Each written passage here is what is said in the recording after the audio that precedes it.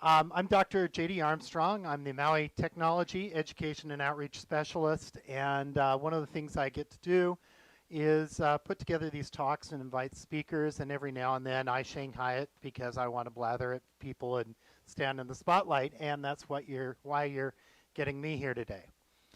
I did get my PhD in astronomy from the University of Hawaii, and then I came over.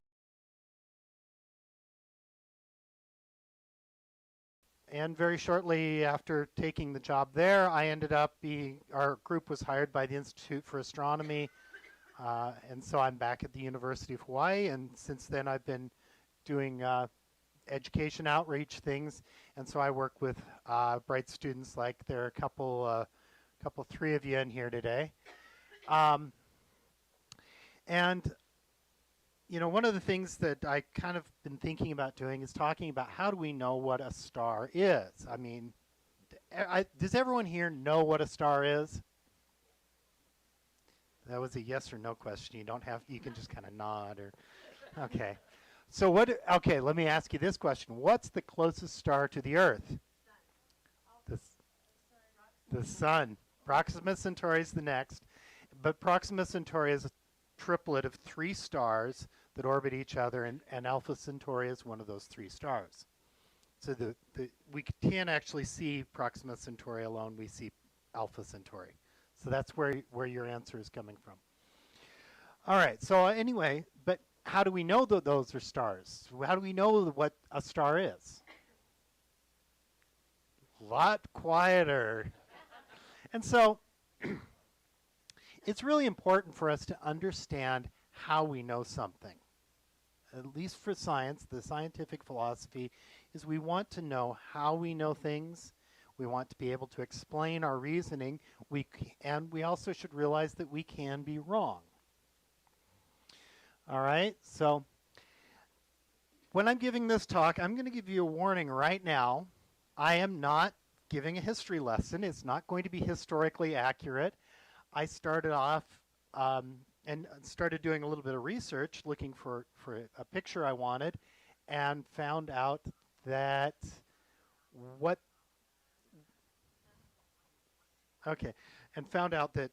I was looking for wasn't really what people thought, and I'll get to that in just a second. So let's start off with the scientific method. Okay? So the scientific method is we iterate these steps. And first thing we have to do is we have experiments or observations or measurements. So when we want to know what a star is, what's the first thing we do? Well, we go out and we go, oh, hey, there are stars up there. Wonder what those are. Okay? And so then you characterize them. You maybe ask a question about them. Okay? Well, stars are these bright dots, are these dots of light that are only out at night. What are they? And then we hypothesize. We go, well, maybe I know what they are. Maybe they're holes in the covering of night. Okay, that's the non-historical thing I was going for when I started this talk. And then you make predictions. Well, if they're holes in the covering of night, then perhaps they should all be the same color or something like that. And then you go out and you test the predictions. So you go back to experiments and start over again. That's what the scientific process is. And so, well, what is a star? Like I said, I started off thinking that people used to believe that they were holes in the covering of night. And this is Nix, a nice picture I found online of Nix drawing her cloak of night across the sky. And and then the stars, apparently, I probably found this in some book I had when I was a kid. Most of you shouldn't go home and look in your books to see if you had them, because I had different books when I was a kid. You might have the books, similar books to what I had as a kid. Yeah. Okay. So that's where I was thinking, and that's not really what people thought. They thought they were fixed on these celestial spheres, that they were glued or nailed on, and they were bright spots. But as early as about 450, and that should be BC, I believe, Anaxagoras suggested that the sun and the stars were all these fiery stones. So maybe you heat a star up in a fire to the point it becomes very hot, that it'll start glowing. And so he was probably the first person, he's the first person on record to have said that the stars and the sun were similar things. And he also said that the stars were much more distant, which is why we don't feel their heat, why they're not as bright as the sun. Okay? So, one of the first things we're going to have to do is we're going to have to measure how bright the stars are compared to the sun. If we're starting off saying the sun and the stars are similar things, we need to kind of be able to measure them.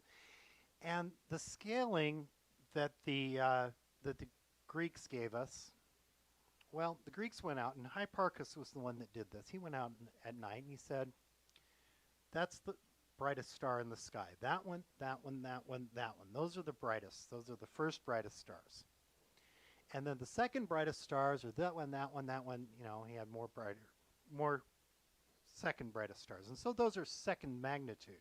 They're second brightest. Then he went to the third group of stars, the third brightest stars, and counted those off and wrote them down and listed them. Those are third magnitude stars and fourth magnitude stars. And sixth magnitude is as faint as the human eye can see. After he got to 6, he couldn't see anything fainter than that. Okay? And so that when you start to look at that and you take real measurements, you do precise measurements, it turns out that it's approximately 2.5 times brighter. So first magnitude stars, the brightest stars, are 2.5 times brighter than a second magnitude star. And so it's this weird logarithmic scaling, and it's backwards because the brightest stars are the most negative. And so and astronomers still use it. Okay? We still use it. And so we've got this is the equation for how we compare how bright two objects are. This is the magnitude equation. And let's just leave that as a math happens, because I know there are about 3 kids here that are looking at this going, oh cool, we're going to see math, and everyone else is going, oh no, we're going to see math. So the 3 of you come up afterwards, and we'll go through some math. Okay? All right, so math happens. So the distance to stars. Okay, well, as we said earlier, how do we measure the distance to stars? Well, you know, the stars are different brightnesses. Maybe how bright they are tells us how close they are. But that's going to kind of be circular logic. Yeah. Well, it takes more time for light to travel. So I think if it was actually brighter, it took the light longer. We'll get into that. Yeah. So for the video audience, we had a little bit of a hypothesis about brighter and how long it takes the light to travel here. So we don't want to measure the distance to the stars based on how bright they are, okay? Because what we're trying to do is we're trying to determine, are these objects similar to the sun? The way we would determine their distance by how bright they are is we would assume that there's the same brightness as the sun, and we would then ask how many times farther away would they have to be that brightness? And so we can't assume what we're trying to test. So we need another way to measure the distance to a star. Does anyone know how to do that? What? Light years or astronomical units? That's the units we use. So you're suggesting that we use light years or astronomical units to measure the distance to the stars. That's the units that we use. But how do we actually make that measurement? Trigonometry, parallax, exactly. And so, for those of you who do not know what that is, parallax. Okay, start off like this. And this is going to be harder for those of you at home. Move back away from the screen to try this. I'm going to hold still. Usually when I do this, I end up walking around and people give me a dirty look. I will try to hold still. So everyone hold out your thumb and kind of bend your arm. Hold your thumb up fairly close and close your right eye. Okay? Put your thumb over my face. Okay, now doesn't that look better? Okay, so you put your thumb over my face, and now switch eyes. Switch which eye is open. Okay? I didn't move. Usually when I'm doing this, I'm walking around and, but this time I didn't move. And you see how I jumped. Okay? Kind of get an idea of how far my head jumps relative to your thumb, and then put it out at arm's length. Okay? Do I jump as far? Does your thumb move as far when it's at arm's length? No. Okay, so in other words, this amount of this jump depends on how far your thumb is from your eyes. We can use that to measure the distance from stars. Here's how. The Earth orbits the sun. Okay, now our Greek philosophers didn't know this, but actually it was proposed fairly early on. It was there have been people that have proposed this for a long time, but it took Galileo to really get it through people's heads that the Earth orbits the sun. So as we orbit the sun, when we're on one side of the sun, that's like looking at it with your left eye. That's like looking at things with your left eye. Where on the other side of the sun, that's like looking at things with your right eye. So if we have this nearby star, that's like your thumb, and then you compare it to these very distant stars. That's like me standing up here. And so the amount that your thumb moves depends on how close it is. How much that star moves depends on how close it is as well. So the idea is to choose a very distant star and compare the position of the nearby star and the distant star. And since we're orbiting around, you can kind of see how this is tracing out sort of a little ellipse in the sky. So as we orbit around the sun, it'll kind of make an ellipse in the sky. Okay? And so this is what that might look like. Okay? And as we orbit the sun, then this star will seem to move around in an ellipse. And depending on how big that ellipse is, we can tell how close it is. Is everyone good with that? Okay? Yeah, you can't close both eyes. All right. So, and this is an actual measurement. These are some actual measurements. I didn't get the reference on here. I apologize to whoever this is. But the idea is over 1 year, if you measure over 1 year, then you go through this full cycle and here they've measured peaks up here, the star was here, and then it seems to jump by about 0.2 of an arc second. So this is a close by star. All right, and then here's some other measurements. Let's see here, there we go. So this is what more typical of what we really see. Now does that look anything like what we expected? Actually it does, but there's a trick. We've missed something.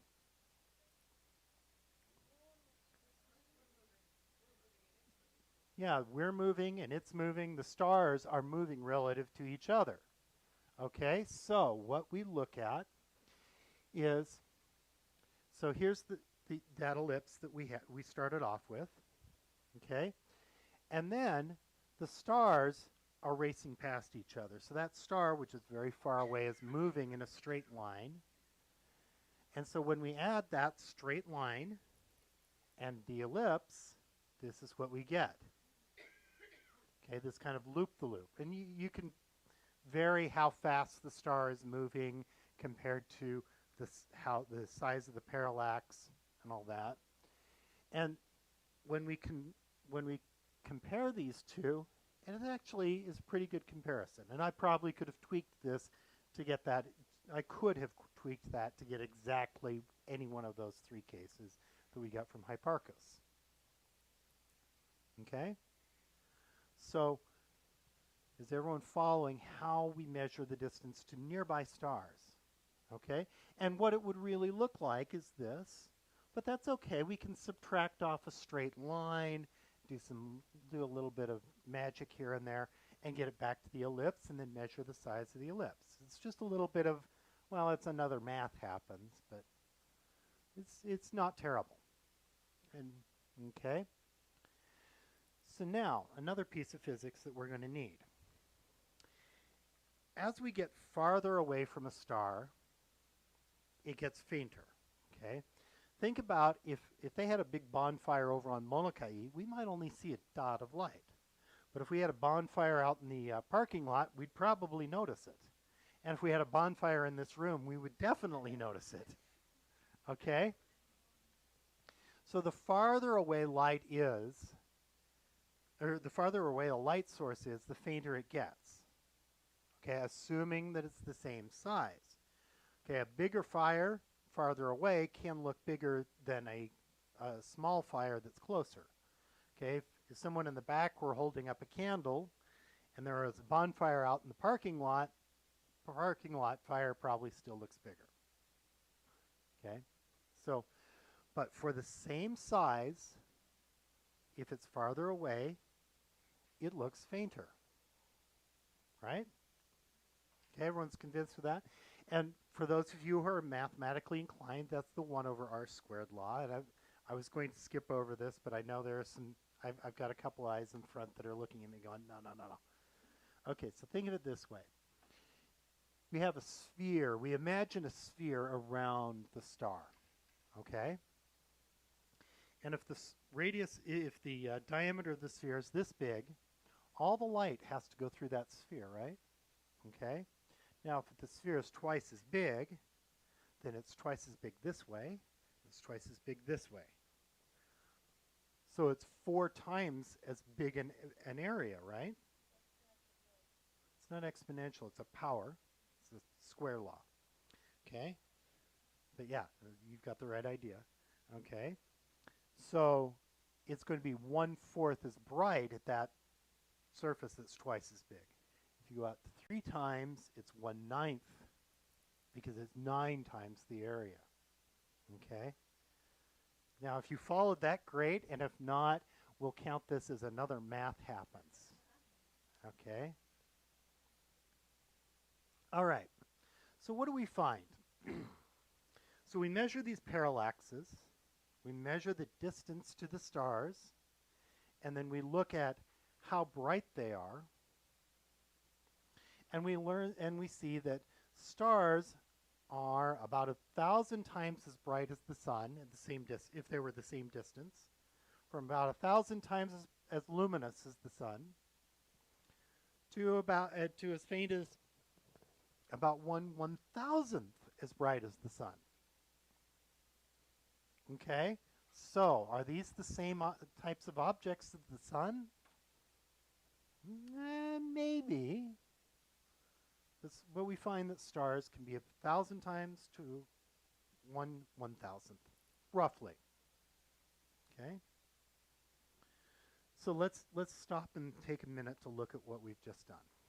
Okay, we observed the stars. We were just out there roasting marshmallows, and we said, hey, there are lights in the sky. They're not moving, so they must not be UFOs. Okay, so we decided that these stars are objects like the sun.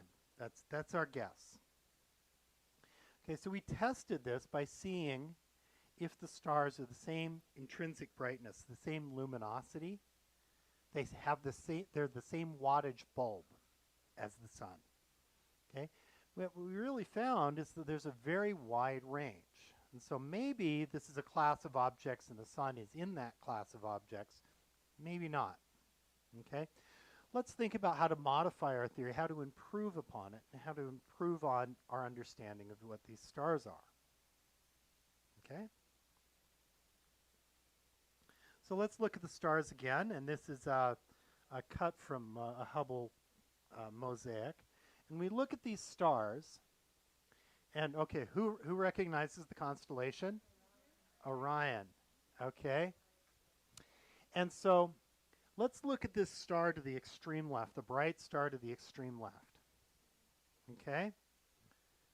Oh, wait, I should have asked first. What color is that? Yeah, we say it's a red star, pink. I actually, a couple years ago, I got in a discussion with one of the researchers here who is well known for saying things that he knows is true, but saying that is not. He's denied the existence of the green flash. He knows about the green flash. And he argued that really when you look at the stars, you don't see different colors. Okay, yes, I've got a question here. Yeah? You wait? Okay. What?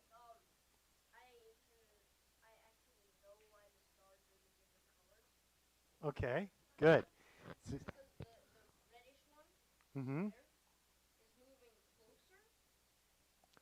Oh, you're thinking of Doppler shift? So this young man here is saying he's got an idea for why the stars are a different color. Let's listen to your idea. You're good.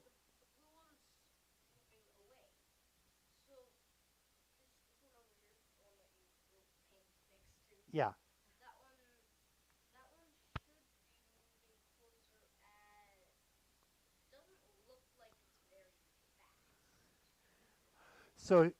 So what your idea is, so what he's saying is that the reason this star is a different color from this star is that this star is moving towards us and that star is moving away from us.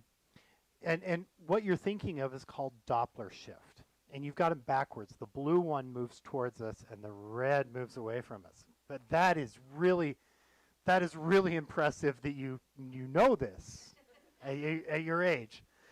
Okay, most of the rest of the audience is looking at us going, what are they talking about? So awesome.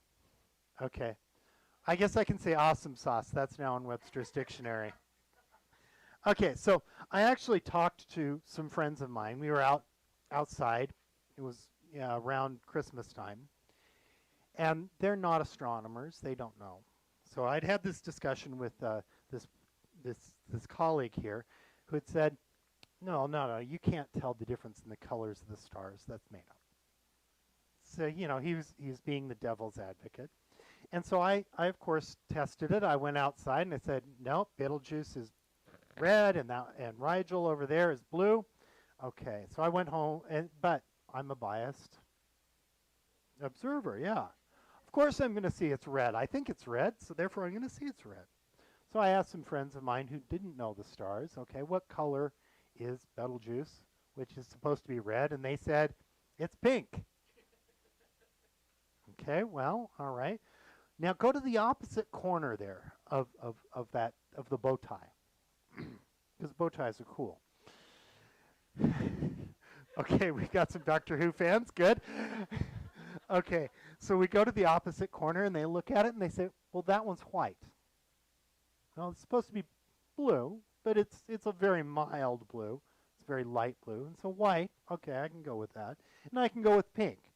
The point is they did see a difference in color without any magic tools of telescopes, and you can actually see when you look at those stars. And if you do this, try to get try to wait until Orion is at least 30 degrees above the horizon. It gets it away from a lot of atmospheric distortion. That's what twinkling is. And that twinkling, it'll go through all sorts of colors. It's really kind of cool. Go look at the stars. If nothing else, if you get that one thing from this lecture of go look at the stars, we'll call it a win. So, but anyway, back to the story. This star is pink, and this star is blue, or white. Okay? So we can start plotting And let's say that we want to plot. We take all these stars that we've measured the distance to, and we plot how bright they are in red, okay, and how bright they are in blue. Okay, actually, let's do it differently. Let's divide how bright they are in blue by how bright they are in red, and then put that horizontally, and then how bright they are in one of the two colors. It doesn't matter which one, up and down. Okay, and got to go through this again. This is what we get. The reason I started off with this one was this was a student that I've been working with, Luca Masuda, he used to be over at EAU. He's now moved over to Oahu. This is what he wanted to do in 8th grade. It's kind of scary. But basically, what we're seeing is this is red to the right, because remember, magnitude systems backwards, and don't worry too much about it if you're not following the numbers. Red is kind of to the right, and blue is to the left. Bright is up. So we've taken out the distance. We've corrected for the distance to these stars, and we plotted how bright they really are, their luminosity, their real brightness, and then color won't change, right? Okay, I mean, as I get closer to you, does my shirt change color?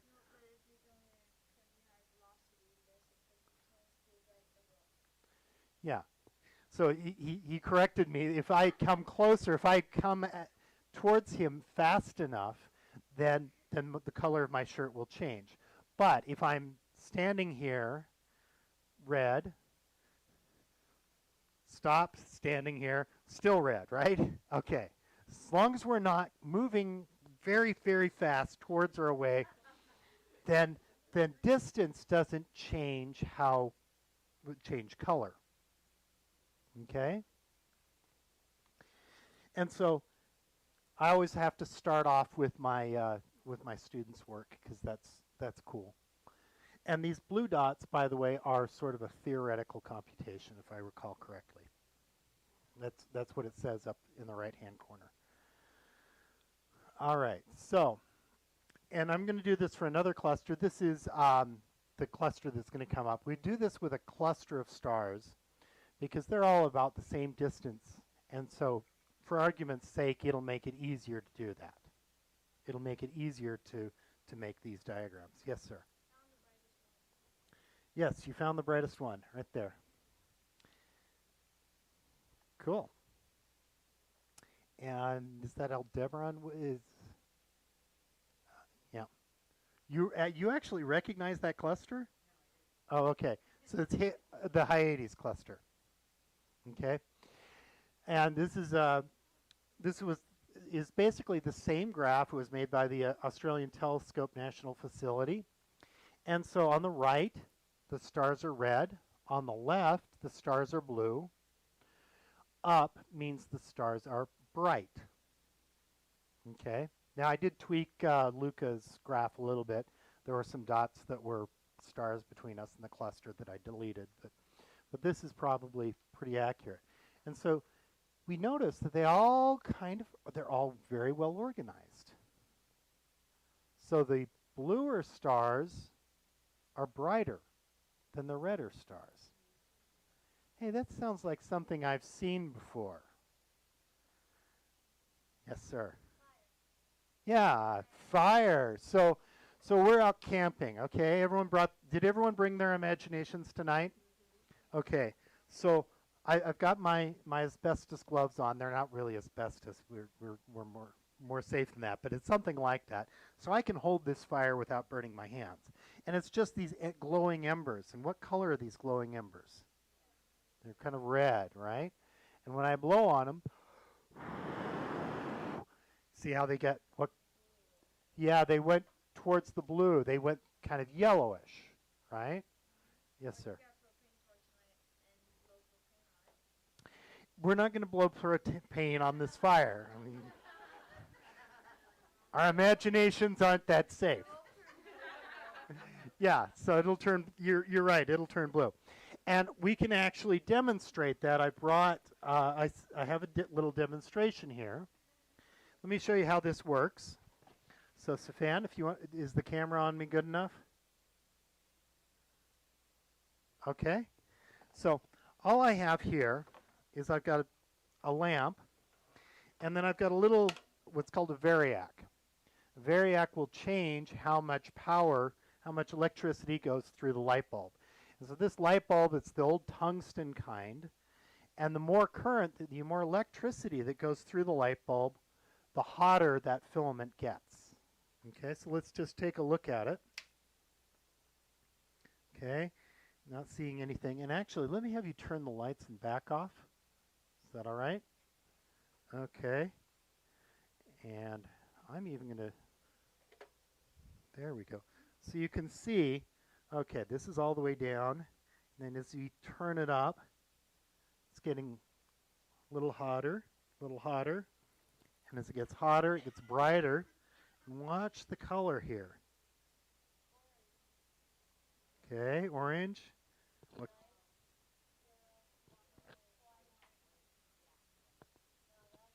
That's why. Okay, so let's look at how we did this color magnitude diagram. Okay? What we did is we took a picture through a blue filter and measured how bright the stars were, and then we took a picture through a red filter and we measured how bright the stars are. So I happen to have a red and a blue filter here. So we put the lamp inside of this magic box. Cool. All right. Let's start off very low current. Can everyone see the windows? Can the studio audience or the home audience see the videos, the windows there? Okay. You'll have to wave your hand. Nodding is hard to see. Okay. So the red, we can kind of see a little bit of light from the red. And if we've got really good eyes, we can see a little bit of light from the blue, right? Okay. So I'm going to turn the power up. So I'm going to make it hotter. What's going to happen on the red side? Okay, so we have two hypotheses from the same person, which this is actually kind of cool. It reminds me of something Eddington did. Eddington was a famous astronomer. So what this gentleman just said was, well, it might go up a little bit or it might go down a little bit. Okay, so the red might go up, might go down, or it might stay the same. That kind of, those are all of our options. What do you think is going to happen with the blue? Go ahead.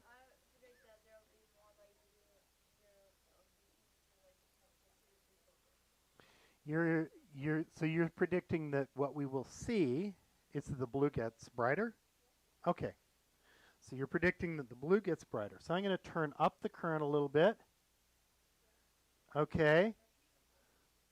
So did the blue get brighter? Did the red get brighter? The red, in fact, got brighter faster than the red at this point. Oh, that's interesting. Should we turn it up even hotter? Okay, so we turn it up hotter. Blue's getting brighter, and blue's kind of picking up speed a little bit, but red is still quite a bit brighter. Okay, so both of them are getting brighter as it gets hotter. Okay? Now, yeah, so the blue is getting brighter faster now. Is the red getting fainter? No, the red always gets brighter.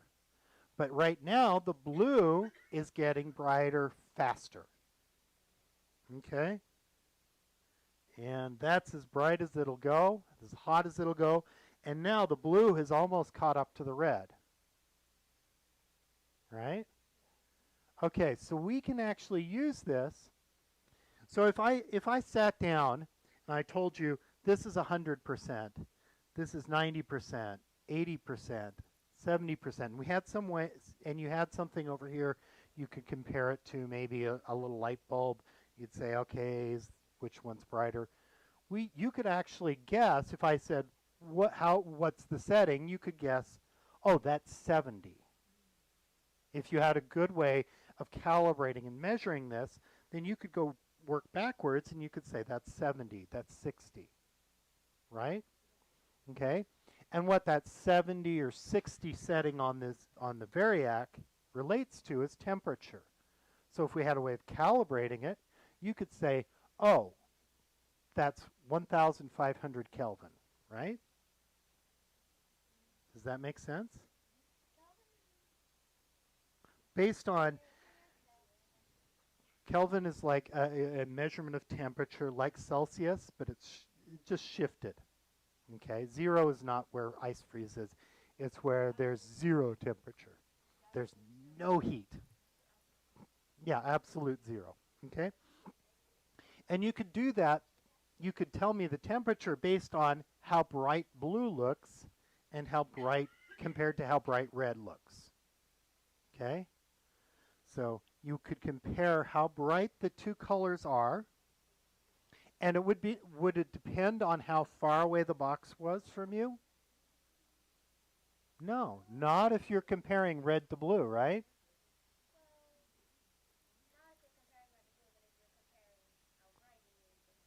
Right, if you're comparing how bright it is, distance will matter. But not if you're comparing how bright red is compared to how bright blue is. Correct? Yeah. Well, it's the ratio of how bright is the blue compared to how bright is the red. So from your distance, tell me when red is twice as bright as blue. Which way do I need to go, brighter or fainter? Okay, well, I'm going to have you do this. Okay, let's start down here. Okay, tell me when red is twice as bright as blue, and I'll go up. Right about there? Okay. Now, if you were in the back row, would red be twice as bright as blue? Yes. Exactly. That's what we're talking about, is red is twice as bright as blue. Red is 1.5 times as bright as blue. That doesn't depend on distance, does it? Unless you're so far away that you can't see it at all. Yes. But we're assuming that we can see these stars. Okay? And so this is what astronomers refer to as the color of the star. How bright is it in red compared to how bright is it in blue? Is it twice as bright in red? Is it 3 times as bright in red? Is it twice as bright in blue? What's the ratio of those two colors? And that doesn't depend on distance. And so that's what we really have. So I'm going to go ahead and go back here. That's what we have on the horizontal axis here.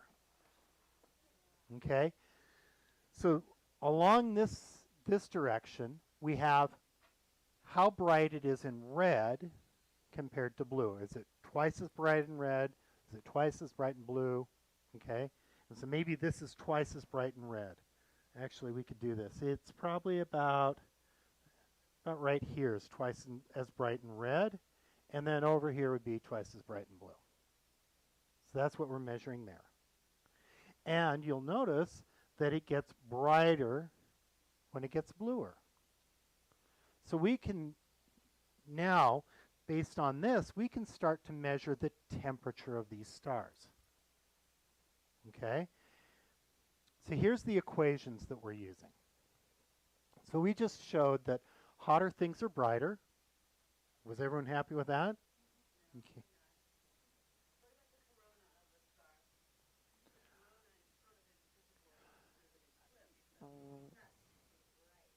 Okay, so the point, yeah, the point Becky's making is, okay, there are exceptions like the corona of a star, where it's way hotter, but it's not very bright. But those are very thin gases. We can see through them. So for something like a star that we really cannot see through, then brighter is hotter. For that tungsten filament, we cannot see through the tungsten filament. There's enough, it's optically thick enough that we cannot see through that tungsten. So brighter is hotter. Brighter and hotter relate. We can see through the corona, so that we're going to take that and put that aside. But a star is enough mass we can't see through a star even if it weren't glowing. And so rocks, or maybe we go back to this rock idea. We can't see through a rock. So is a hotter rock brighter? Okay. So hotter things are brighter generally. There are some exceptions. Okay. Yes, sir?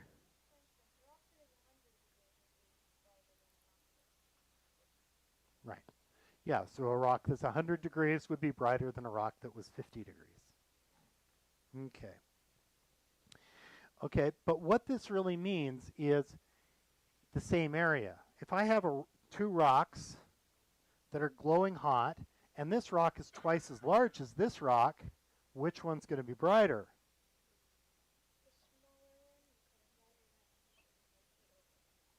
No, actually, the bigger one. Think of it this way. 2 light bulbs is bigger than 1, right? Are 2 light bulbs brighter than 1? Yes. 2 light bulbs are brighter than 1. So there are 2 laws here. Okay, the hotter things are brighter is called the Stefan-Boltzmann law. Sigma. Yeah, so this gentleman's reading it. So the intensity is equal to sigma times the temperature to the 4th power. Okay? And then there's Planck's law, which says that as things get hotter, the color changes. And it describes how the color changes. How does the color change as we turn up the temperature on the light bulb? It starts getting bluer, doesn't it? Okay? Starts shifting towards the blue. And that's what this equation says. But again, most of you are looking at me with this make it go away. And so there you go. A math happens. Okay? And for you 2 gentlemen in the front and you 3 gentlemen in the front and maybe you too. Yeah, when you get into college, you'll derive that Planck's law and Stefan-Boltzmann's law. It'll be really fun. It'll be in statistical mechanics class. We'll talk about it afterwards. So the question was, what does Planck's law mean? It basically means this: blue and red, how they change. And it's a very detailed description because math is a language. It describes things. Most of us are not very fluent in math, and so when you go to when I was in Brazil, people were talking to me in Portuguese. I didn't carry on very long conversations. I said thank you and you know, water without gas. That was it. You know, and I only understood water without non-carbonated water because it was the same in Spanish. Okay, so very few things that I can say in Portuguese, and so most people, and so I'm not comfortable carrying on a conversation in Portuguese. Most people don't get this fluent in math. Okay, you guys probably will, and you'll get to a point where you just look at it and go, oh yeah, I see what you mean. All right. So this is a drawing of what that Planck's equation means. Okay, is this a little friendlier? The people who don't particularly like math, okay with this one?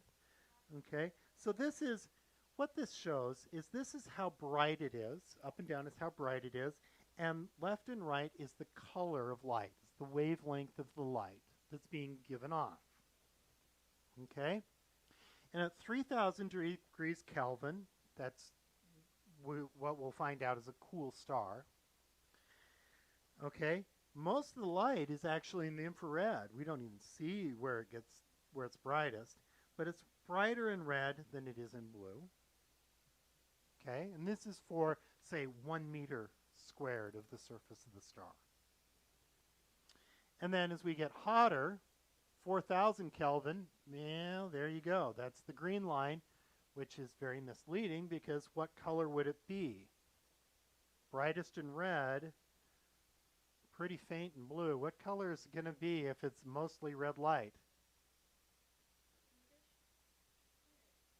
Pinkish. Yeah, red. Okay. Very good.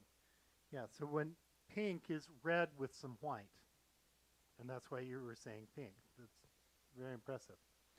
And then this blue line, which would actually be sort of yellow, that's at 5,000 Kelvin. All right. And then this classical theory of much higher, and that number is obviously wrong. Okay, that black line is an even hotter thing. So what we see is that as it gets hotter in red, and it also gets it gets brighter in red, and then it also gets brighter in blue.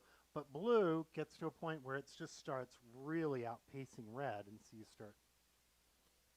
Okay, this is the theory. This is Planck's law. This is what it really means. Okay? So, what we can do is we have two equations there. One is we can use the color to measure the temperature, and then we can use the temperature to measure how much light is given from a certain area of the star, from how many light bulbs of that temperature do we need to get that brightness. Does that make sense? Yeah, how many lumens? Right. Okay. So we use the brightness and the distance. Now we could figure out the size of the star, couldn't we? How many light bulbs we need. Because the brightness that it appears to us and the distance tells us how bright it really is. And then we use the temperature to figure out how much light it gives out per square meter, how bright each light bulb is, and then we can calculate the size of the star. We can calculate how many light bulbs we need. Does that everyone follow that? It's quite a chain of logic there. But the point is we can use this to measure the size of the star. That's the real thing that you've got to get through with. All right? So we do this, and stars range in size from about, the radius is about 3/10 as large as the sun to about 10 times the diameter of the sun. And I say mostly because there are some exceptions. Betelgeuse is one of them. Yes. Like red giant. Yes, exactly, like a red giant. And Betelgeuse is a red giant. But like I said, mostly, most of them are these stars that kind of fell along that diagonal line that we saw in the plot. Yes, sir.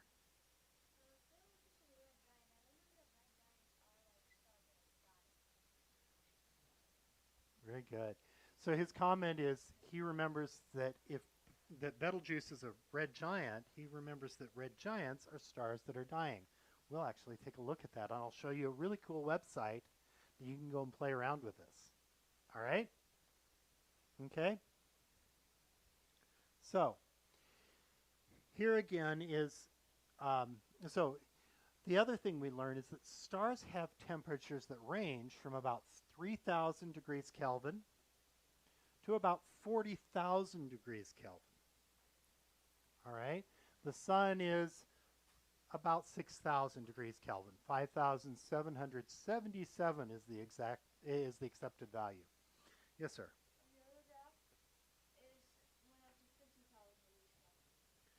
Yeah, but this is only one temperature. So the other graph went up to 50,000 degrees Kelvin. This is only one temperature. This black line is a black body curve. So in other words, that Planck equation for an object that has the temperature of the sun. Okay? And note that the sun is a little bit off. It's not a perfect black body. So that tells us that we're going to have some next corrections later on. We're not going to get to those tonight. Okay? But color, the point is that color can also be caused by composition. All right? So, now does everyone see my ring? Okay. Is this a gold ring? Do I need to get it in white light here?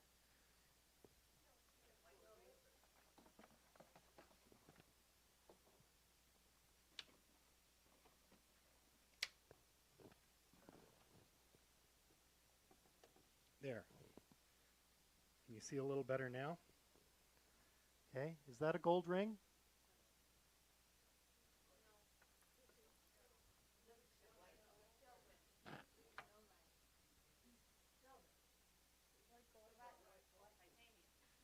Silver. Yeah, so you're over here guessing white gold. I actually used to do this with my watch, and I'd say, "Is this a gold watch?" And I was up at this summit one time with a friend of mine, and he said no. And I said, and I had a bunch of guests there, and they all agreed, no, it's not a gold watch. I said, now, how do you know that it's not a gold watch? And my friend looked at me and said, because you work for the University of Hawaii. So I don't use my watch anymore. But the idea is that you know that this is not a typical gold ring because it's not yellow like gold, right? Okay, so the color can also be caused by composition. So we want to compare the composition, what the sun is made of, with what these stars are made of. Okay, make sense?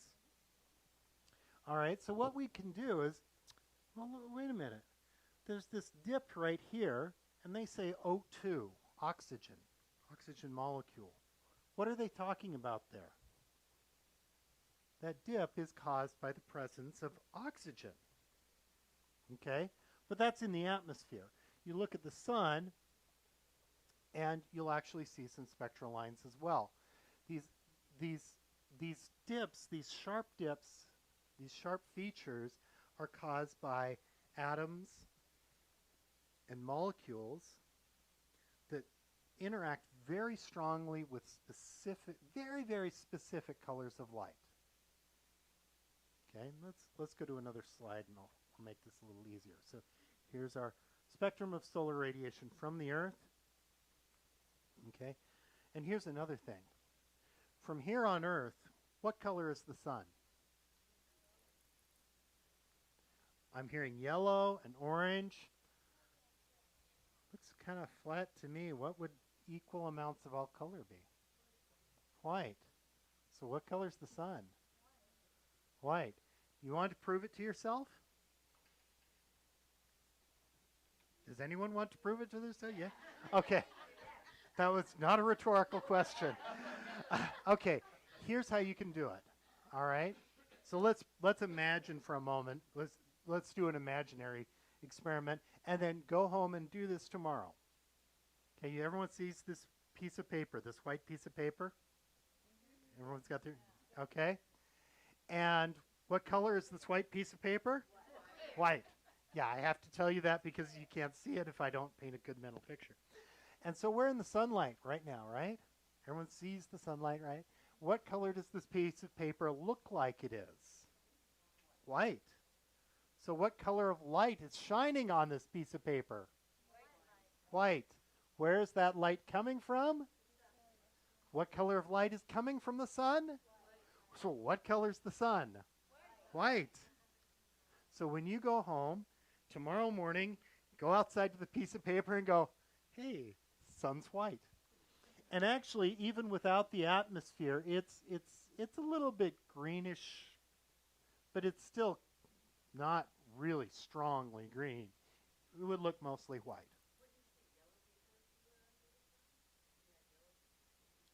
If you had yellow paper, then yes, you would see yellow. But the white paper gives us all the colors back evenly. Okay? I mean, the same argument can be made that if I had blue paper, it would look blue, and that doesn't mean the color of the sun is blue. Yeah. But if you have a white piece of paper, or you have a white screen, what color is that S? Okay? That's why we use white paper, is because it will send back the same color that's hitting it. Does that make sense? Yeah. We'll talk more about it because this is yeah.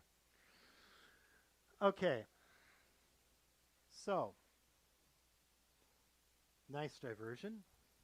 Everyone sees the pictures of the sun and there's always red and yellow and orange and it's actually kind of greenish but not very much green. Yes, sir?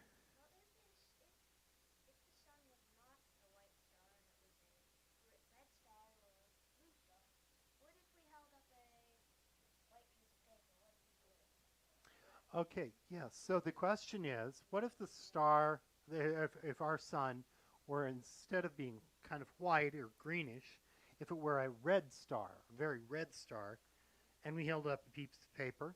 Well, yeah, it would look like this. Red light is shining on that, and it's white. Okay, that's your white piece of paper with red light shining on it. And so if the source of light, the star, is red, it will look red. And so, um, so Superman, when he was a baby, he had everything looked red to him, probably. Yes, sir. If there was a blue star and we orbited at one astronomical unit as we are now, we would all instantly die due to the fact that we're out of the solar system.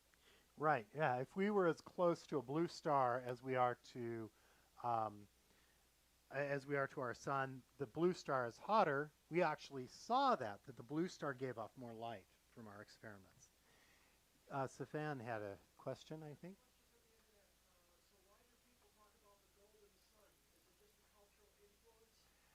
So why do people talk about the golden sun? Is that just a cultural influence? Well, here's the data. Okay? It's here on Earth, it's not very golden, is it? And you go outside with your piece of paper and it's not very golden. And so, yeah, I think that it is cultural, um, and and partly it might be when people look at it at sunset, you're filtering a lot more of the blue out, and so that you'll get a little bit more red or yellow near sunset. But I think it's a lot of cultural. Okay, the question there.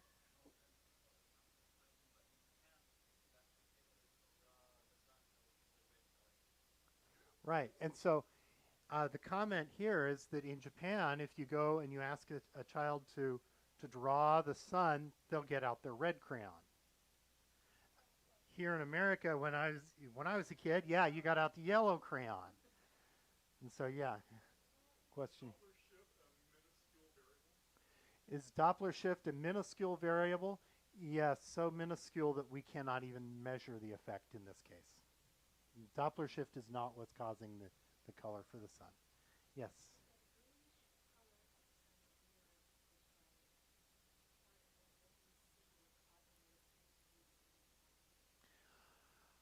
So the question is the green color that we're describing here part of what we see as the green flash? Yes, but not really. Not in the way you're thinking about it. So the light from the sun, just think of it as being white. Okay? As it sets, green flash is caused by the atmosphere bending the light, and it bends the different colors of light different amounts. So the color that's bent the most is green, and so as the sun sets, the last color you see is green. That's what causes green flash. Okay, one more and we'll. When you look through the shades that you look through to look at the sun, Hmm. does it look golden and yellow because of the tint of the material that you're looking through? So, yeah, Yeah. a solar viewer like this. Yeah. So the question is, when you look through a solar viewer like this, um, it, the sun kind of looks an orangish or a red, and is that caused by the tint of this? Yeah, yeah. I mean, here's go piece of paper. There's your data. There's your proof. There's your proof of what color the sun is. And it's not perfectly white. There is a little bit of extra green in there, but the sun is mostly white. Okay? Yes, and you can test the piece of paper thing at sunset too. That would be a really great idea. I haven't actually done that, but yeah. Okay, so when we spread out the color of light, we see these little dark lines. And those are caused by these molecules in the sun. Okay, the hydrogen and the helium. And this is actually where we first discovered helium, was in the sun. It was these spectral lines that we didn't know what they belonged to, but we saw them all over in the sun. And so we named the element after where we found it, Helios. All right? So by looking at these lines, we can actually tell what the sun is made of. Okay? And so this is, for example, the spectrum of hydrogen. I believe that's hydrogen. I swiped these from Wikipedia last night. And this would be 6563. I don't remember the other ones. But if you actually take a lamp where you excite the helium by running electricity through it, kind of like these neon bulbs here, you'll actually see the dark lines are excited. And so this is just a very specific color where the hydrogen interacts. We also see a set of lines that belong to helium. And by looking at how strong these spectral lines are, we can even tell how much hydrogen and how much helium. And we can see traces of sodium, things like that. So, this is actual data. This is from Celeste Young and Ellen. She's a student here on Maui that was doing some work with stars. And this is a spectrum from the Falks Telescope North. And so if you look in here, can everyone see that faint little blip right there that I've labeled hydrogen 6563? Okay, so what I didn't know what that was. I looked at the spectral, the wavelength of that, and 6563 is a hydrogen line. And you look up here at 6563, 65, and you'll find that that hydrogen line is also in the solar spectrum.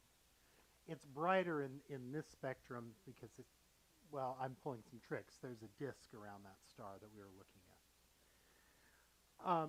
You can also see this oxygen line.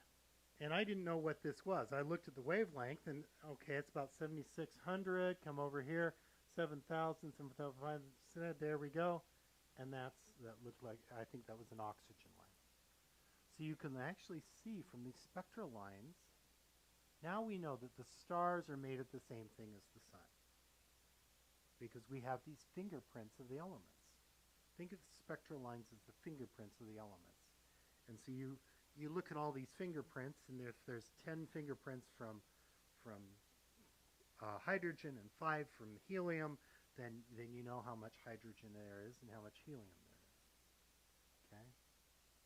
And you can actually measure relative abundances and all sorts of things. Okay. Apparently we get to see this again. Isn't this exciting? And again. There we go. So, the next thing is, okay,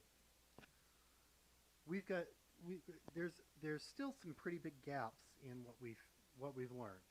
What we've learned so far is that stars are objects that are maybe 30% as large as the sun by measuring diameter, 30% of the diameter, up to 10 times. And there are some exceptions. And we've also realized that they're made of the same stuff. And we also realize there's a range in temperatures. So probably, I think at this point, can we conclude that the sun is part of this group of things we call stars? Okay. And the sun is maybe, I don't know, there. I'm not sure where it would be on this. All right. So the next thing we want to do is there's some things that don't quite fit, but we've made a lot of progress. So the next thing we want to do is we want to make a model, a mathematical model of what a star is like. Okay, and so what we do is we know things like the rate of fusion for hydrogen if it's under this pressure and this temperature, and we know how gravity works. And so we start off with a ball of hydrogen, and we add a little bit more hydrogen, and we figure out how much pressure there is in the center, and then that determines how much mass there is in the center, and you go out and you add out layer by layer by layer. And you can actually make these models using a computer of what a star looks like. And I'm going to show you a really kind of a neat presentation of how to do that. This says star in a box. So if you go home and you Google star in a box, you should come to this website on the Las Cumbres Observatory Global Telescope Network website. And give it a second to load here. So, star in a box. That's what it should look like. All right, you're the proud owner of a star in a box. Apparently it's a little, the screen size is not quite large enough. So we'll just go ahead and we'll go with normal. We're not going to go with advanced. I'll let you do that at home. No, then you get to do it at home. Now you have to do it at home, right? This guy over here is kind of like, oh man. So you get to go home and you get to do the advanced at home. So we open it up. All right, so the moment we have a one solar mass star, but you can change the mass we want if you want to. Okay, so the mass is the same amount of stuff as the sun.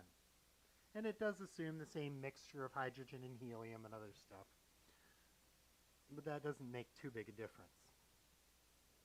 Over here to the right, it shows the sun. And it shows us this star that we have.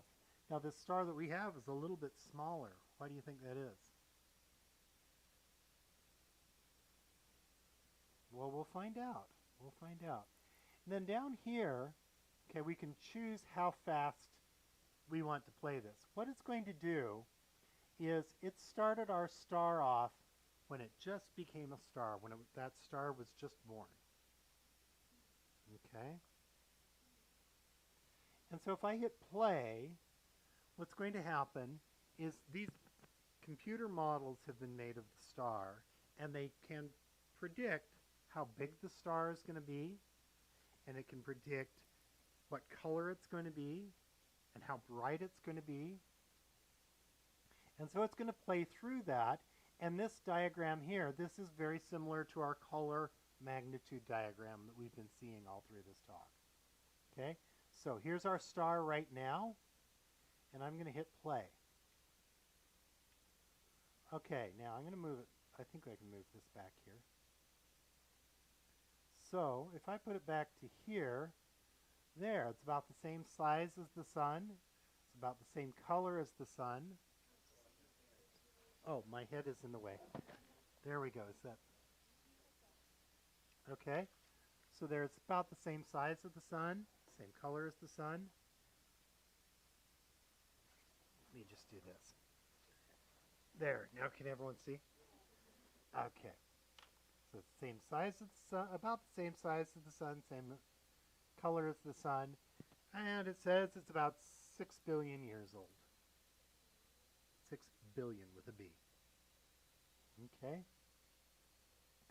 And so we can go ahead and we can play this, and this is what the models say. Oh wow, it's getting big. It's getting way big. All right. And then kind of play it, and it shrinks down and kind of fades into nothing. Into a white dwarf, exactly. A white dwarf is not the same thing as a neutron star. It's a little different.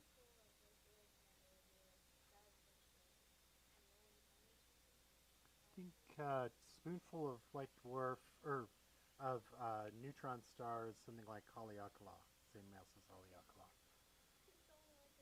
A white dwarf spoonful, I think it's something like a battleship. It's a lot lighter than Haleakala. Okay. So should we try a different mass star? Okay, and I'm going to go with a little slower speed because I like talking, you know. You guys have figured that out. Okay, so it starts off, this star is a lot bigger than the sun, isn't it? It's not quite 10 times, but it's bigger. Yeah, maybe 5 times. Okay. That's 20 times the mass of the sun. So with this computer model, now we're adding more that we understand about the stars. Okay. And so we're going to go ahead and let that age. And it gets... Now notice down here, this is only 5 million years. So this star is aging a lot faster. And it's getting bigger and bigger. Okay. Notice that basically the time is not going very fast right now. It's getting bigger, bigger. Swells up. That's a red giant phase, not very red. Okay, there we're getting red. So that's huge. That's like way bigger than the sun. This is Betelgeuse, about what Betelgeuse is like right now. And then we wait for it. Notice that this is only 10 million years old. Our sun is about 5 billion years old. Uh-oh, we got a warning.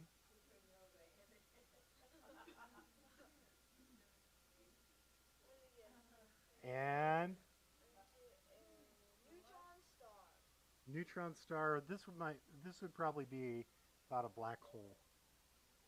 I think that would be enough for a black hole.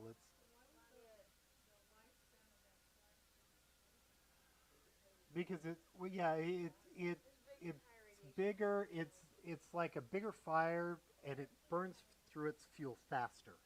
Now, bigger fires don't necessarily do that, but bigger stars, they burn through their fuel so much faster that they die faster. Yeah, this is 13.64 times the mass of the sun. So the star has lost mass. We started at 20. Yeah, between 6 and 7 solar masses that we've lost. And that's from a solar wind. Yeah, and it only lived about 10 million years total. Less than 10 million. Okay, this would actually be a black hole. This is enough mass to go into a black hole. Yeah, 10.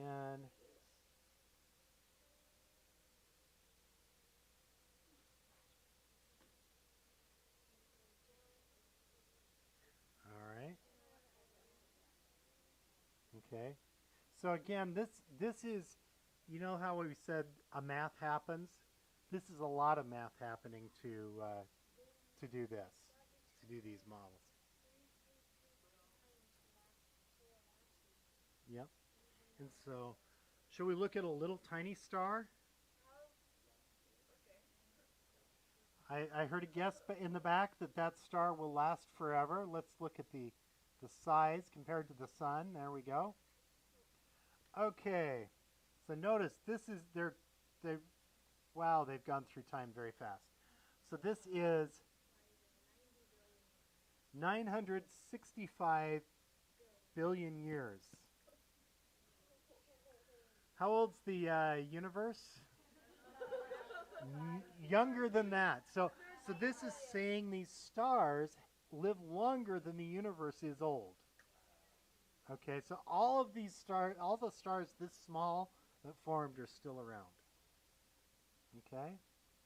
So do you guys have a good fun toy to play with online now?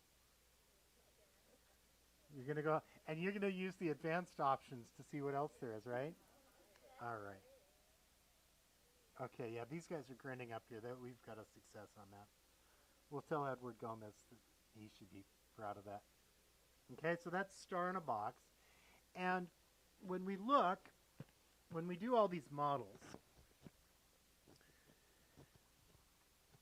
we can actually say, okay, this is the cluster.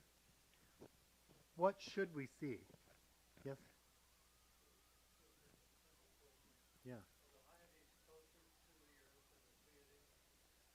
The question is the Hyades closer than the Pleiades? I don't know. Becky's saying yes.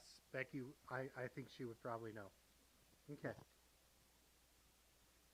So, yeah, there's an app for that. To be honest, if I wanted to find that question, I'll do that. Do this in a minute if you want. Go to Wikipedia. Wikipedia is pretty good in science. All right. So this line, you see how there's a line in there? What they've done is they've calculated how bright the star would be at the surface and the color of the star would be at the surface. And then they know what these filters, there's specific filter sets that are used in astronomy. And so the blue filter is a specific blue, so to speak. And the red is a specific red. And then you can calculate how bright the stars should be. And that solid line is that theoretical calculation. So that's pretty good. Yeah. And that line will change as the cluster ages. Because why? What happens to the 20 solar mass stars after only 10 million years? Exactly. They blow up. Yeah, they turn into a supernova. Yeah, the sun, the comment is they'll turn into nebulas. The sun turns into what's called a planetary nebula. Those are really kind of cool too. All right, so we have this cluster. We have the solid line, which is the theory, and so we're really, I think, on a good path that we now know what a star is. Okay, so stars are things that are comparable in temperature to the sun, about 3,000 to 40,000 Kelvin. Okay, and the sun is about 6,000. They are comparable size. Stars are about 30% of the radius of the sun, up to 10 times the radius of the sun. They're the same composition, hydrogen and helium, with a little bit of flavoring. You know, think of the iron and the sulfur. That's the seasoning. All right. And we can use mathematical models to predict what happens to the sun. So when we compare these clusters to these models, they fit. And we can say, oh, well, this cluster is this old and this cluster is this old. So we can actually predict what happens. Yes, sir.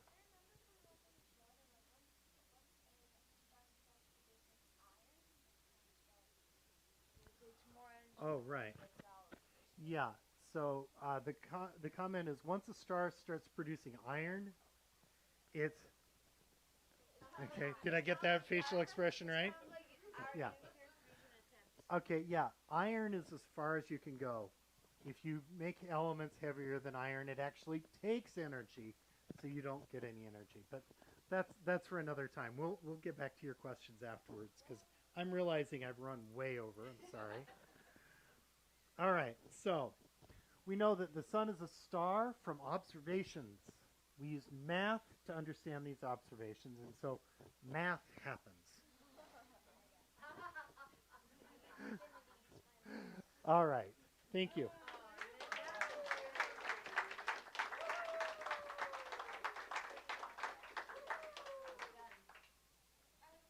I have a question. Okay. Okay, all right. There's There's a star named Capella. a star named Capella. And it has like the same surface temperature of the sun, same kind of class, Okay. and it looks yellow to the naked eye. Would So our sun look yellow from Capella, or is it the size of Capella that makes it seem more yellow than white? You know, like what would right. So the question is, Capella's got the same temperature as the sun, same surface temperature as the sun, and Capella looks yellow to the naked eye. And so if we were on a planet, but Capella is a lot larger than our sun. So if we were on a planet orbiting Capella and we looked at the sun, it would be this. If the surface temperature is the same, it would look the same. And so we probably would look a little bit yellow.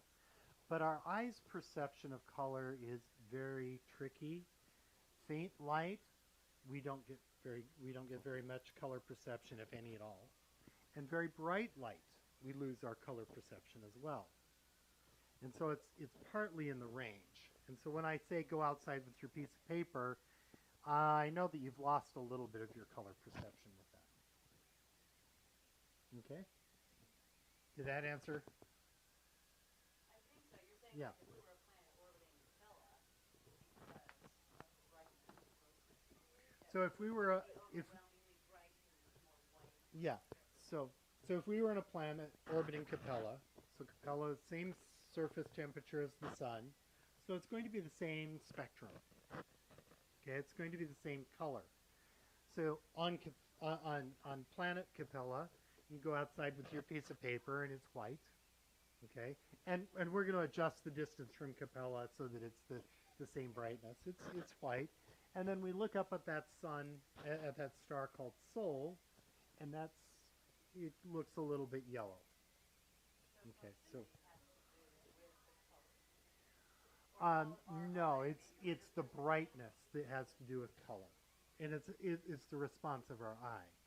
The distance doesn't make it any difference. The distance, my shirt is not going to change color if I'm really close to you versus far away from you. Okay? What is changing the color perception for Capella is it's faint. And it's in a better range for us to see the color than for our own sun. Does that kind of answer that? Well, let's chat more. The moon is white when the sun hits it, but the moon is actually glowing red. It's kind of, yeah. So the moon is white when the sun hits it, but actually the moon is kind of brownish. Yeah. It is quite dark, actually. It's not a light-colored material.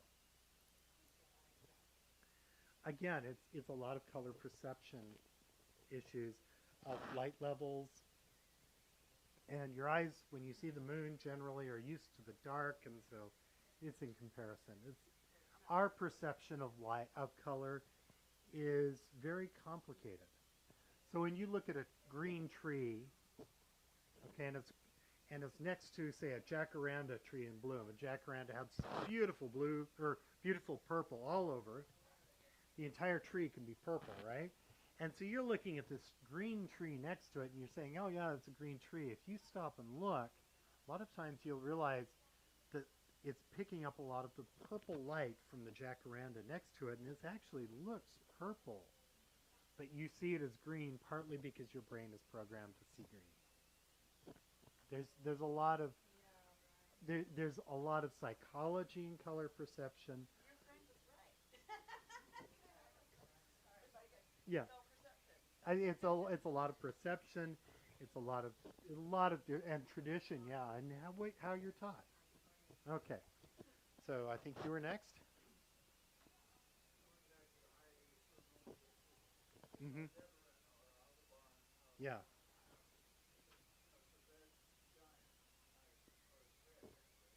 Okay.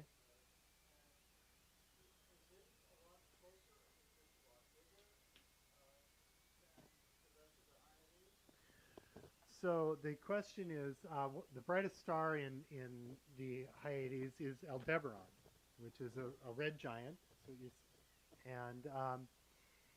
So is it brightest because it's closer, or it's actually brightest because it's biggest? Okay, so it's a whole bunch of light bulbs that are turned down to the red. So they're very faint, but there are so many of them there that it looks the brightest. These red giants, when our sun goes into the red giant phase, it'll actually get out, they say, maybe as far as to the distance of the Earth. We'll be skimming the surface of the sun. Okay? But it's much cooler. It's not as bright for the same amount of area. It's a whole bunch of faint bright light bulbs all together that make it bright. All right? Next question.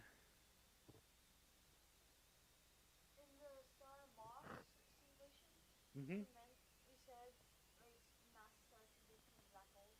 I wonder, is it possible for a black hole to die, and if so, how? Okay, so we were talking about black holes when we were doing star in a box. Massive stars become black holes. And so the question is it possible for a black hole to die? And if so, how? Um, and the guy you want to look up is someone named Stephen Hawking. Have you ever heard of him? Yeah, I thought so. Okay, so Stephen Hawking, uh, he proposed that black holes can evaporate through quantum mechanical processes, and they call it Hawking radiation. So a very, very tiny black hole will actually look white because there's so much radiation coming off of it. And so black holes can evaporate. That's how a black hole can die. Big black holes, the size of a black hole you get from a star. Yeah. So the singularity you get from something the size of a star, it won't evaporate very fast, and so it's more likely to be bringing more material in than it is to lose it. And when you start to get to something like the supermassive black hole at the center of the Milky Way, you're definitely putting more mass in than you're getting out. So it's not. So the mass the black hole at the center of the Milky Way is growing. But in principle, if you cut off all the food source for that supermassive black hole, it would eventually evaporate. But it would take a very long time. Yeah, billions and billions of years. We're talking those little tiny M stars, the 30% of the mass of the sun. Those are short-lived compared to the evaporation lifetime of a supermassive black hole. I mean, it's just, yeah. Since there's black holes, are there such things as white holes? So there are black holes. Are there such things as white holes? Well, it depends on what your definition is. Little tiny black holes are evaporating very fast, and so they would actually appear white. So maybe that's a white Like hole. a black hole takes in But where the white hole eject matter. yeah, so the idea of is sort of like the movie The Black Hole. Have you ever seen that? It's kind of cheesy science fiction, but I liked it anyway. I'll admit liking it. Um, the idea was that you could go into a black hole and you'd come out somewhere else in a white hole. I don't think that's true, but I could be wrong. Okay, that's one thing great about science is there are some things we don't know yet.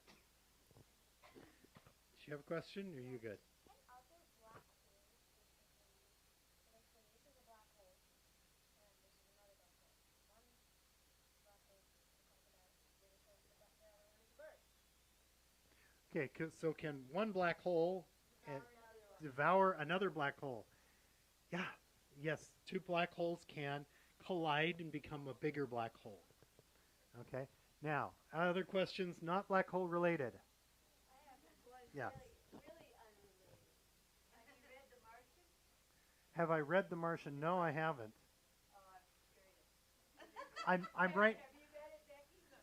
I'm right now reading Dune. Oh, well, I had never read that yet. it's amazing. I just finished it, and there's a movie coming out. It's about a Yeah. man who gets stranded on Mars. Really? Yeah. Well, based on the last Mars movie, I'm a little worried. I mean, it was a fun movie, but boy, you had to suspend science, belief in science for a lot of things. Yes. Could you, in theory, direct an asteroid away from any planet using an ion sensor? Yeah. Let's go. Let's try to focus on stars, and then when the star questions are exhausted, people can go. And by the way, I didn't realize how far I'd run over. So if you want to go, I will not be offended. Just sneak out. A number of people already have.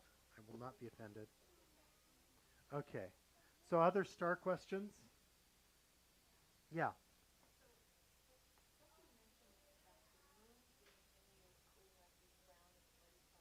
Mm-hmm.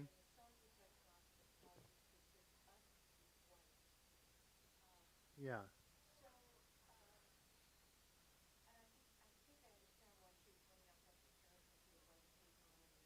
Mm-hmm.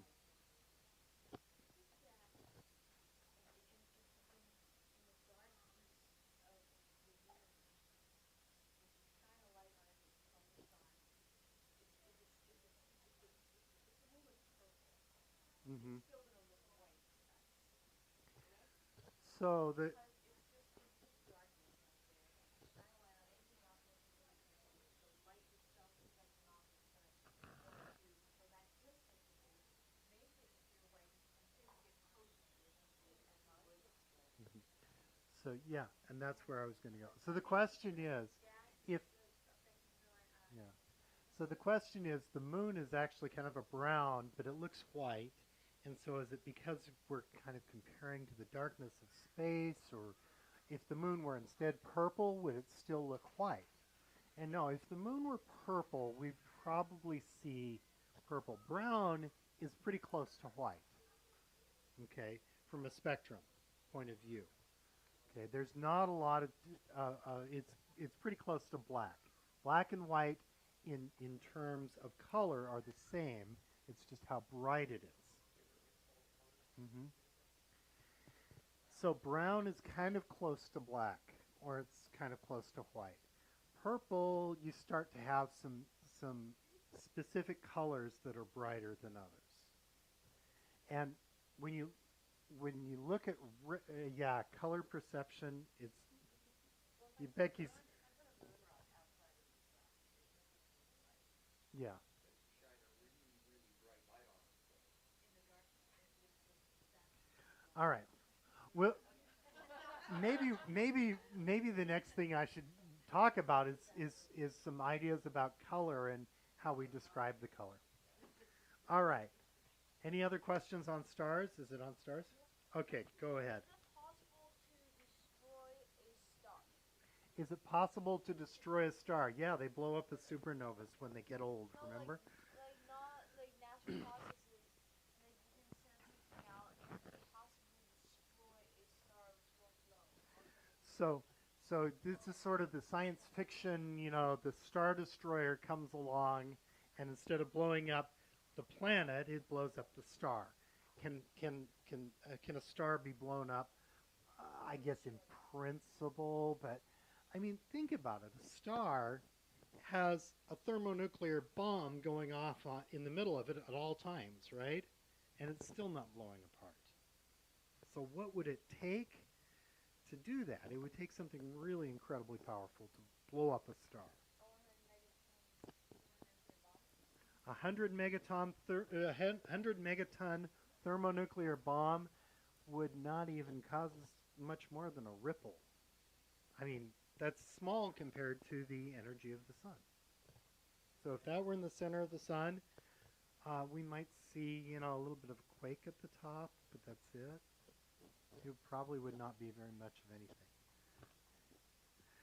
All right. See you next time. All right. So the sun has these different jets that come off of it. Can you see these happening with stars? So the question is that the sun has these jets, these coronal loops, and flares, and also sunspots. Can we see these things on stars? We have observed sunspots. Okay, and the way we observe those is we measure the brightness of the star, and it dips down a little bit, and you can as they cross. We see flares, so you measure the brightness, and it flares up a little bit, and we see the loops. We see all these things that we see on the sun, on the stars. We see evidence for everything. And so if you choose a star that's very similar to the sun, it's very similar. I mean, really similar. Hmm. Pardon? Oh, where can you get things like the solar viewer? Planetarium. Any planetarium will have something like this. Usually, I've mostly seen them as glasses. Um, But that is so cool because it fits right in here. yeah, just Google solar viewer, and you should be able to find something.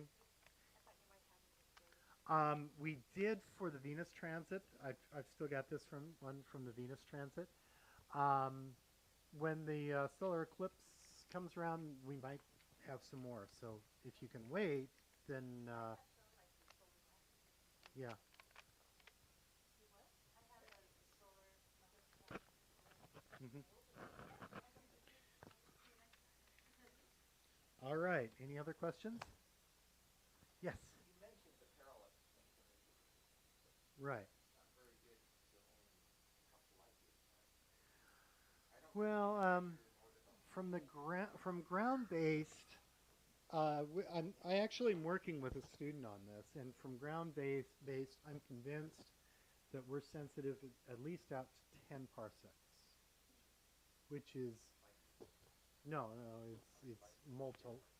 Yeah, it's Becky. What's the conversion of parsecs to light years? I'm blanking it. 3.2 light years per 1 parsec. So we're out to 30 light years, 30, 35. No, that's just what you can get from ground-based. And that's not even with adaptive optics. We're using Pan-STARRS data and Falk's data. And I'm just on the precision of positions of stars, I'm pretty convinced we can get out to about 30 light years. We also have satellites. In particular, there was the Hipparcos satellite that went out much farther than that because they could get much better measurements of the positions of stars. Much higher resolution is what did that. All right? Good? All right. That's a wrap.